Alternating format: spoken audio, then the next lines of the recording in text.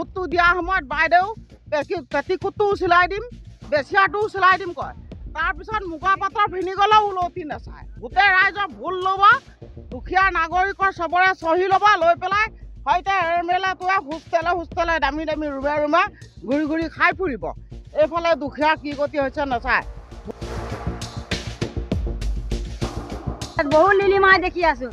মই এতিয়া 2004 চনতে আহিছোঁ, 3 চনতে আহিছোঁ। 23 বছৰ 22 বছৰ হৈ গ'ল মই চাই আছোঁ বেলেগত।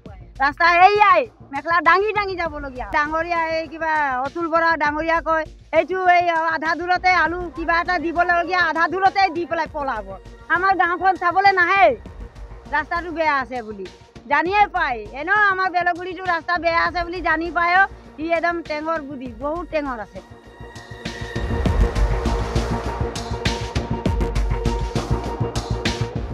চৰকাৰৰ ওচৰত কিবা এটা সাহায্য বিচাৰি গ'লেও বহুতখিনি কাগজ কলম, বহুত কিতাপ পকৰত তেল মাৰিবগৈ লাগে। কাৰ পকৰত তেল মাৰিম আমি একো নাজানো নহয়। এইটোৱে অনুৰোধ জনাইছোঁ যাতে মুখ্যমন্ত্ৰী ডাঙৰীয়াক আমি এতিয়া নপঢ়া নুশুনা মানুহ, অকৰা মানুহ, অজলা মানুহ, কোনোবাই কিবা এটা ক'লে, কিবা এটা এনেই মৰম লগাই ক'লে আমি সেইটোকে ভুল যাওঁ। সেইটো কাৰণে এইটোৱে ভাবোঁ যে এতিয়া চৰকাৰক এইটোৱে অনুৰোধ জনাইছোঁ আৰু আমি এনেকুৱা ভুল কেতিয়াও নকৰোঁ। আৰু এনেকুৱা ভুল নকৰোঁ কেলে আমি ইমান কষ্ট কৰি পেলাই খাওঁ হয় নাই। এমুঠি ভাতৰ কাৰণে মতা মানুহবোৰ ৰাতিপুৱাই গুচি যায়। কেতিয়াবা এনেকুৱা হয় ঢল পানী দিলে একদম কিমান একদম ঘূৰি আহি পেলাই মঠাই দিয়ে। ঘূৰি আহোঁতে নাই বুলি 10টা 11টা বাজে। তেতিয়ালৈকে আমি দৰ্জা মুখত ওলাই পেলাই বহি পেলাই তাহাঁতক চাই থাকোঁ। মোৰ মতাটো উঠিয়ে গ'ল নে, বৰষুণত ক'ৰবাত পৰি পেলাই পানীতেই আছে নে। ইমানখিনি কষ্ট ভুগি ল'ৰা ছোৱালীক এমুঠি ভাতৰ কাৰণে কেলে কষ্ট কৰিব লাগে।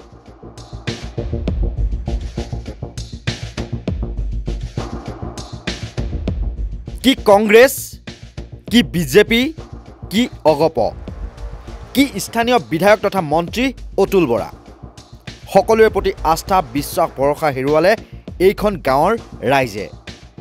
সেয়েহে লোকসভা নিৰ্বাচনত ভোট বৰ্জন কৰাৰ লগতে ৰাজনৈতিক দলৰ নেতাকৰ্মীৰ প্ৰৱেশো নিষিদ্ধ ঘোষণা কৰিলে ক্ষুব্ধ গাঁওবাসীয়ে। ভোট বৰ্জন নকৰিবনো কিয়? বাৰিষা কালৰ বোকাখাটৰ বেলগুৰি গাঁৱৰ এই ৰাস্তা ঘাটৰ দুৰৱস্থাই চাব নে আনফালে এখন দলং নথকাৰ বাবে টুলুং ভুটুং নাৱেৰে ছাত্ৰ ছাত্ৰী, শিক্ষকৰ লগতে গাঁওবাসীয়ে যাতায়াত কৰাৰ ভয়াৱহ দৃশ্যসমূহেই চাব। আনকি নিজেই শিল বালি পেলাই পথ মেৰামতি কৰিছিল বেলগুৰি গাঁৱৰ ৰাইজে।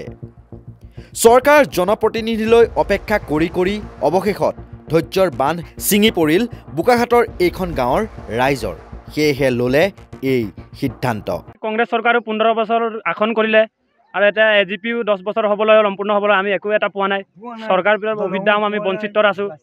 আজি ৰাস্তা পদূলি নাই আমাৰ ইয়াত, আমি তাৰ কাৰণে একো সুবিধা পোৱা নাই। এইকাৰণে আমি ভোট বৰ্জন কৰিম বুলি ভাবিছোঁ এবাৰ। এইটো ভোট এতিয়া আমি কেলে দিম, নিদিওঁ। আমি ৰাইজে এটাই গঠন কৰিছোঁ যে আমাক দলং নাই, ৰাস্তা নাই, আমি কেলে দিম, নিদিওঁ। আমি নিদিওঁ। আৰু এতিয়া আমাক যদি ইমান প্ৰতিযোগ কৰিব আহিব আমুক ৰাইজে আহিব ক'ব এনেকুৱা কৰি দিম, তেনেকুৱা কৰি দিম, কৰি নিদিয়ে নহয়, কৰি নিদিয়েই। এতিয়া ভোট বিচাৰি আহিব আৰু কেইদিনৰ পাছত আহি যাব, পটাপট আহি যাব আৰু ক'ব যে ইয়াত একদম চাহ তাহ যোগাৰ দি দিব আমাৰ মানুহখিনি, অকৰা মানুহ। আৰু লাহেকৈ আৰু দলং হওক নহওক, ৰাস্তা হওক নহওক বাদ দিয়া। আৰু ল'ৰা ছোৱালী ইমান শাস্তি, মেটেকা আহে, অকণমান বানপানী হ'লে অলপমান বৰষুণ দিলেই গেদৰা হৈ যায়। আমি ল'ৰা ছোৱালী স্কুল যাবলৈ অসুবিধা হৈছে, কিমান কষ্ট আমাৰ। এটাও দেখিয়েই নাপাওঁ, চিন চকলেই নাই, চিনিয়েই নাপাওঁ আমি। এতিয়া ডাঙৰীয়া এই কিবা অতুল বৰা ডাঙৰীয়া কয় এইটো এই আধা দূৰতে আলু কিবা এটা দিবলগীয়া, আধা দূৰতে দি পেলাই পলাব। আমাৰ গাঁওখন চাবলৈ নাহে, ৰাস্তাটো বেয়া আছে বুলি জানিয়ে পায়। এনেও আমাৰ বেলগুৰিটো ৰাস্তা বেয়া আছে বুলি জানি পায়ো ই একদম টেঙৰ বুদ্ধি, বহুত টেঙৰ আছে। এইটোৱে অনুৰোধ জনাইছোঁ যাতে মুখ্যমন্ত্ৰী ডাঙৰীয়াক আমি এতিয়া নপঢ়া নুশুনা মানুহ, অকৰা মানুহ, অজলা মানুহ, কোনোবাই কিবা এটা ক'লে, কিবা এটা এনেই মৰম লগাই ক'লে আমি সেইটোকে ভুল যাওঁ। সেইটো কাৰণে এইটোৱে ভাবোঁ যে এতিয়া চৰকাৰক এইটোৱে অনুৰোধ জনাইছোঁ আৰু আমি এনেকুৱা ভুল কেতিয়াও নকৰোঁ। আৰু এনেকুৱা ভুল নকৰোঁ কেলে আমি ইমান কষ্ট কৰি পেলাই খাওঁ হয় নাই। এমুঠি ভাতৰ কাৰণে মতা মানুহবোৰ ৰাতিপুৱাই গুচি যায়। কেতিয়াবা এনেকুৱা হয় ঢল পানী দিলে একদম কিমান একদম ঘূৰি আহি পেলাই মঠাই দিয়ে। ঘূৰি আহোঁতে নাই বুলি 10টা 11টা বাজে। তেতিয়ালৈকে আমি দৰ্জা মুখত ওলাই পেলাই বহি পেলাই তাহাঁতক চাই থাকোঁ। মোৰ মতাটো উঠিয়ে গ'ল নে, বৰষুণত ক'ৰবাত পৰি পেলাই পানীতেই আছে নে। ইমানখিনি কষ্ট ভুগি ল'ৰা ছোৱালীক এমুঠি ভাতৰ কাৰণে কেলে কষ্ট কৰিব লাগে।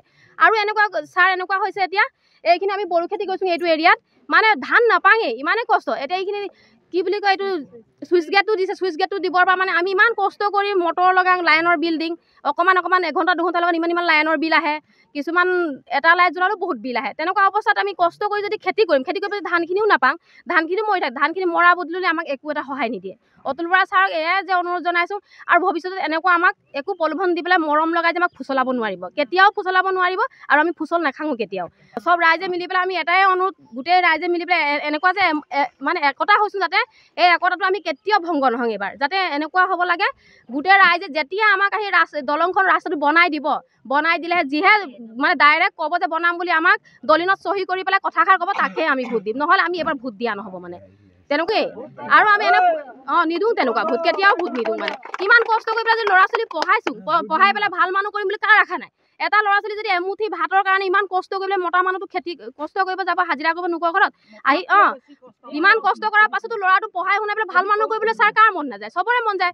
সেইটো কাৰণে আমাৰো ভাল স্কুল এখন আমি পঢ়াব নোৱাৰোঁ মানে। এইকেইটা 4-5খন স্কুল আছে, স্কুলকেইখনত মানে কি হয়, যিকেইজনী টিচাৰ হয়, টিচাৰকেইজনী মানে টাইমত আহি স্কুলত নাপায়, ল'ৰা ছোৱালী আৰু ঘূৰি যাবলগীয়া হয় মানে। কেলৈ নাপায়, ৰাস্তাটো বেয়া, দলংখন এইখিনি নাই, ইমান পানী জানো পৰি পেলাই কোনোবাই স্কুলত ল'ৰা ছোৱালী পঢ়াব যাব জানো, নাযায় নহয়। হৈছে কাৰণ আমি আজি ভাৰত স্বাধীনৰ পৰা আজিলৈকে কোনো মৌলিক অধিকাৰো পোৱা নাই। তাৰ উপৰিও আমি আমাৰ যিবিলাক পাবলগীয়া আমাৰ যিবিলাক সুবিধা চৰকাৰী, এই সুবিধাবিলাক পোৱা নাই।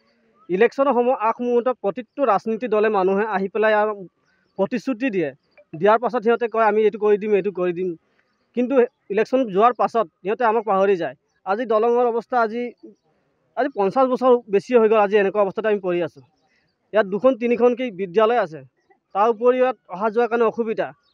দুজাক বৰষুণ দিলে বানপানী হৈ যায়, ল'ৰা ছোৱালী অহা যোৱা কৰিব অসুবিধা হৈছে পঢ়া শুনাৰ ক্ষেত্ৰত। তাৰ পৰা চিকিৎসালয় যাবৰ কাৰণে, যাতায়াতৰ কাৰণে বহুত অসুবিধা হৈছে। মানুহৰ কৰ্মক্ষেত্ৰতো বহুত অসুবিধাখিনি আহি পৰিছে।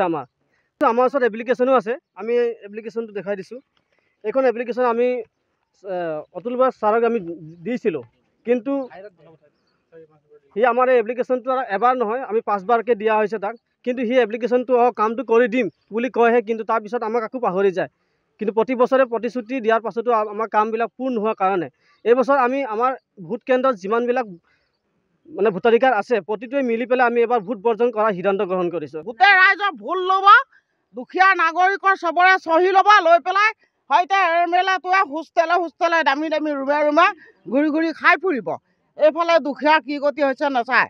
ভোটটো দিয়াৰ সময়ত বাইদেউ পেটিকোটটোও চিলাই দিম, বেচিয়াটোও চিলাই দিম কয়, তাৰপিছত মুগা পাতৰ পিন্ধি গ'লেও উলটি নাচায়। আৰু এই চৰকাৰৰ ওচৰত কিবা এটা সাহায্য বিচাৰি গ'লেও বহুতখিনি কাগজ কলম, বহুত কিতাপ পকেটত তেল মাৰিবগৈ লাগে। কাৰ পকেটত তেল মাৰিম আমি একো নাজানো নহয়। মুখখনৰ ক'ব পাৰোঁ, চকুকেইটাও চিনি পাওঁ। টিকাত থকা মানুহ, বগা কাগজত আখৰ লিখিব জনা মানুহ, সঁচা সাৰো মিছা কৰিব পাৰা, মিছা সাৰো সঁচা কৰিব পাৰা। আমি লিখিব পঢ়িব নাজানো, ভোটটোৰ কাৰণে তেল মাৰিবলৈ আহিব, তাৰপিছত উলটি নাচায়।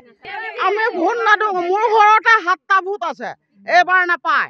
আমি ৰাইজে আজি ইমান দিনে এপ্লিকেশ্যন কৰি আছোঁ, অতুল বৰা ওচৰতো গৈ বহুতখিনি কথা অৱগত কৰিছোঁ। আমাক যে লাগে, ল'ৰা ছোৱালী স্কুল বিদ্যালয়লৈ অহা যোৱাও অসুবিধা হয়, আৰু ৰাইজৰো অসুবিধা হয়, কাম চাম যোৱা অলপ শিক্ষা দীক্ষা বহুত ক্ষেত্ৰতে অসুবিধা হয়। আমাৰ এই দাবীবিলাক মানে আমি ধৰি আছোঁ আজি বহুত বছৰে হ'ল, কিন্তু আমাৰ ৰাস্তা পদূলি দলং আমাৰ একোকে মানে সুবিধা কৰি দিয়ে চৰকাৰে। সেইবাবে আমি ৰাজনীতি কেম্পাছ আহিবলৈ বন্ধ কৰিছোঁ। ৰাইজে আহিলে তেওঁলোকে প্ৰতিশ্ৰুতি দিয়ে যে এইটো কৰি দিম, কিন্তু ৰাজনীতি যোৱাৰ পিছত বেলেগ কথা একো গুণ কাণ নিদিয়ে। সেইকাৰণে আমি ৰাইজে একত্ৰিত হৈ আমি বেলগুৰি গাঁৱৰ ভোট নিষিদ্ধ কৰিবলৈ আমি সিদ্ধান্ত লৈছোঁ। ভোট নিদিওঁ আমি, হয়, ৰাজনীতি দলৰ প্ৰৱেশ নিষিদ্ধ কৰি দিছোঁ। সেইকাৰণে আমাৰ মানে ৰাইজৰ যিবিলাক দাবীবিলাক মানি লোৱা নাই, তেওঁলোকে আহে আমাক প্ৰতিশ্ৰুতি বাৰম্বাৰ দি যায়, একো কামেই কৰিব পৰা নাই আজিলৈ। প্ৰৱেশ নিষিদ্ধ ৰাজনীতি দলৰ। অথলে গ'ল বহু আবেদন নিবেদন, নহ'ল ৰাস্তা ঘাট, নহ'ল দলং। মন্ত্ৰী তথা বিধায়ক অতুল বৰাৰ ওচৰলৈ তাঁত বাতি কৰি ভাগৰি পৰা বোকাখাটৰ বেলগুৰি গাঁৱৰ ৰাইজে ল'লে এইবাৰ ভোট বৰ্জনৰ সিদ্ধান্ত। লগতে সকলো ৰাজনৈতিক দলৰ প্ৰৱেশ নিষিদ্ধ কৰিলে গাঁওখনত। বোকাখাটৰ পৰা উত্তম শৰ্মাৰ প্ৰতিবেদন, নৰ্থ ইষ্ট নাও।